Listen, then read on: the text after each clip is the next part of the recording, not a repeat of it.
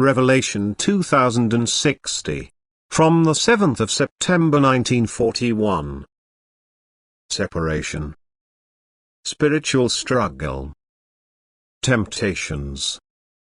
It is like a partition which the good builds up around itself if its desire is directed towards God. Evil tries to tear down this partition and uses dishonest means. It fights in secret and often under the guise of goodness and piety. And then it is necessary to be doubly vigilant so that it is recognized as evil. Forces turned away from God remain close to the person striving towards God and perceived the slightest lukewarmness on his part to direct his thinking to things that lie apart from the divine. And now the human being need only be weak, then he takes up the thoughts which are whispered to him and his thinking no longer moves exclusively on a spiritual path. And then the human being must again fight with himself to overcome these thoughts. Only then does his heart drive him more powerfully towards God, for the soul feels the waste as something burdensome and seeks to become free of it again. But every spiritual battle expresses itself according to the victor. If the adversary has the upper hand, then the human being will strive for external things and strive for earthly success. He will stop spiritual striving. He will interrupt his spiritual striving and thus pay tribute to the world. But if the strength of the Spirit is effective in him, earthly temptations cannot change his will.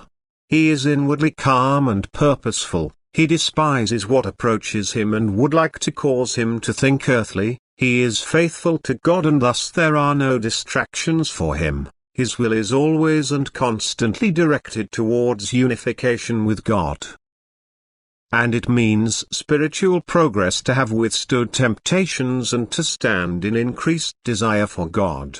This one, then, has erected for himself the partition that keeps evil from reaching him. He is immune to temptations and also recognizes the forces that seek to oppress him in the mask of goodness. For his feelings are mimosa-like.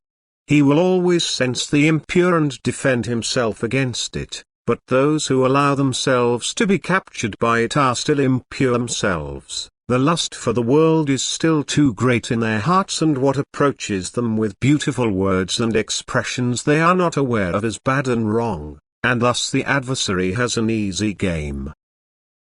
But if the human being is vigilant and asks God for help, his eyes will be sharpened and he will act according to divine will.